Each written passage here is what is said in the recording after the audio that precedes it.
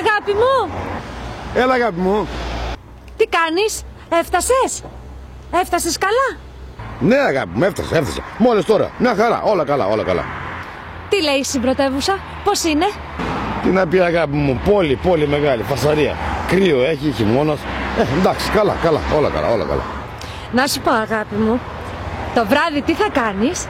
Τι να κάνω ρε Γεωργία, στο ξενοδοχείο θα πάω να κοιμηθώ. Κουρασμένος είμαι, αύριο έχω δουλειά, θα κοιμηθώ, τι θα κάνω. Πριν κοιμηθείς θα μου στείλεις μήνυμα. Να σου στείλω μήνυμα, Γεωργία, να σου στείλω. Τι να σου ράψω, να σου στείλω, τι να σου πω. Να μου στείλεις...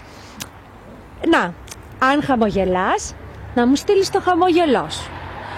Αν κοιμάσαι, να μου στείλεις τα όνειρά σου. Και αν κλαις, στείλε μου τα δάκρυά σου. Μάλιστα, ναι. Εντάξει ρε αγάπη μου, εντάξει. Δηλαδή, αν είμαι στην τουαλέτα και χέζω, τι να σου στείλω?